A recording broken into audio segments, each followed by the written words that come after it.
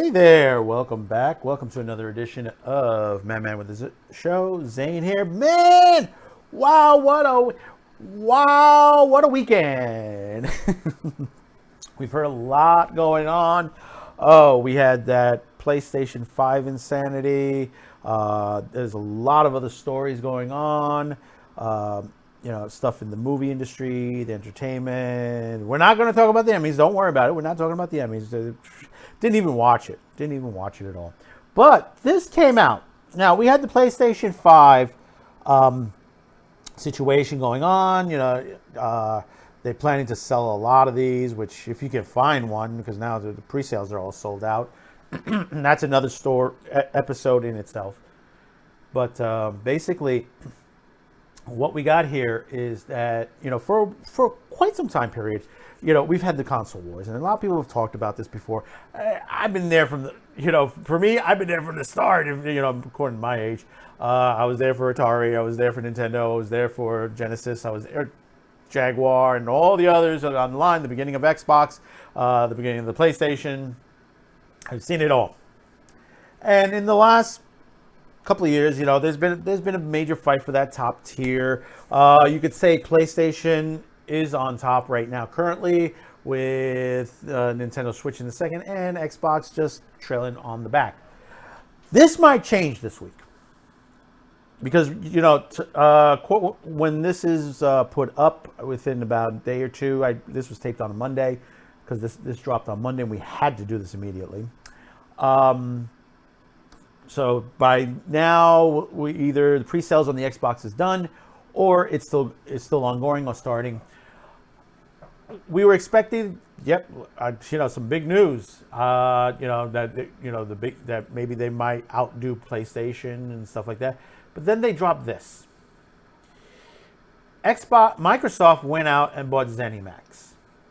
Now you ask yourself, who the hell is ZeniMax? And you may figure this one out if you're a real good gamer on there. ZeniMax is the parent company to Bethesda. Inconceivable! You keep using the word.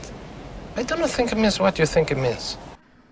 And you know what Bethesda owns. You got Elder Scrolls, Fallout, Wolfenstein, Doom, Dishonored, Quake, Starfield. Well, Microsoft just bought them. And this changes the gambit on the whole situation of Game Plus, because when the new system is out and stuff like that, a lot of these games are going to be available on Game Pass. Now, how does this change the whole parameters of everything in this business and the PlayStation? Now, some out there saying, well, they could make most of these games just limited to Microsoft systems, which is meaning the Xbox, PC, and cellular phones. Because if you haven't realized yet, you have that transfer between everything now, which all interconnects. So a lot of this stuff will be available across only the Microsoft platform. Others are saying, well, they may lose money, lose people on that.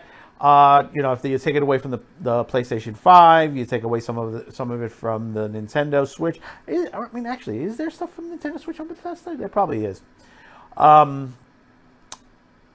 you look at the perspective that you have one company that is trying to move forward with the Game Pass, which I'll tell you right now, if you have an Xbox, you haven't signed up for Game Pass, do it today. I do highly recommend. I'm on Game Pass.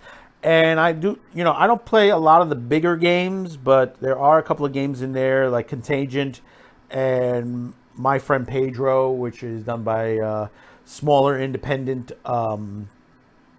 software companies that have some real good games, some real good mini games that are out there. And actually, I'm playing Dishonored 2 right now. I'm in the middle of that as well, which is by Bethesda. Considering after all the crap that Bethesda has been within the last year, with all the situation with the Fallout insanity on there, and then all the announcements they made that was disapproved by PC gamers. When you see something like this, and you're talking about a lot of companies together with this. I mean, you have Tango Gameworks and Arcane and Alpha Dog, Roundhouse. I mean, Doom exclusive to. Could you imagine Doom exclusive to Xbox? Evil Within, Elder Scrolls, Dishonor.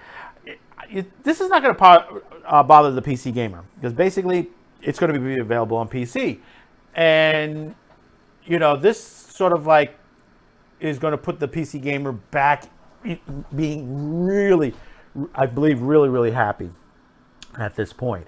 Now, as far as the PlayStation players out there, if Microsoft goes the way of just only linking Bethesda products just only on their systems, yeah, people are going to be pissed off in the PlayStation systems. This is going to push Sony to push up their, the PlayStation Plus network that they have with games, because I know there's a lot of confusion on that. What's in, what's out, what's not going to be playable on the 5, what is going to be playable on the 5. But right now, Game Pass is right now one of the best things out on the Xbox. Makes it further to get an Xbox. I'm not going to go forward and buy the Series X immediately. I'm going to wait a little bit. I tendency do. At first I said, I'm going to do it. But then I said, I pulled back the trigger on that.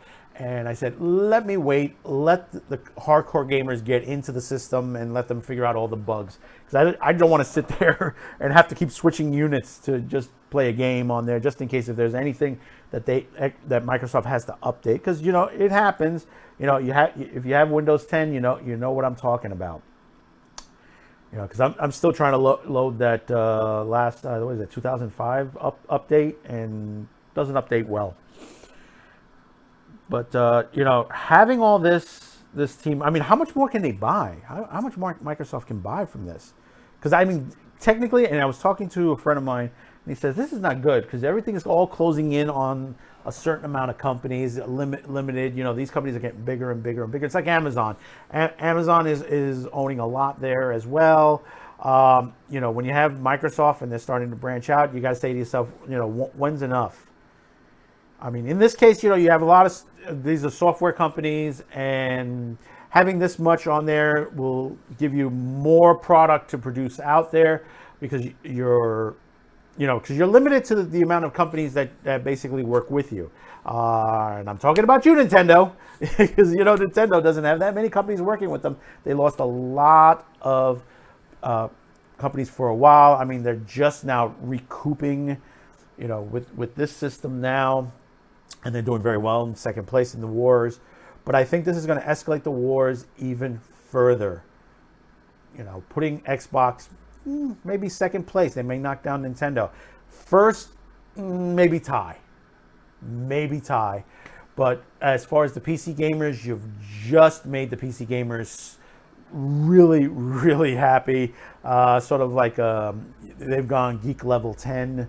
It's like, I know I talked to a couple of guys and they're like saying, oh yeah, yeah, more control over Elder Scrolls, more stuff, that they're going to be expecting this. So comment below, continue this conversation. How do you feel about it? You're the viewer, down below. Let me ask you this question. Which system do you like? Do you like the PlayStation, the Xbox, or the Nintendo? As far as services, which is the best to you? Which do you like? And which are the worst? So please, comment below.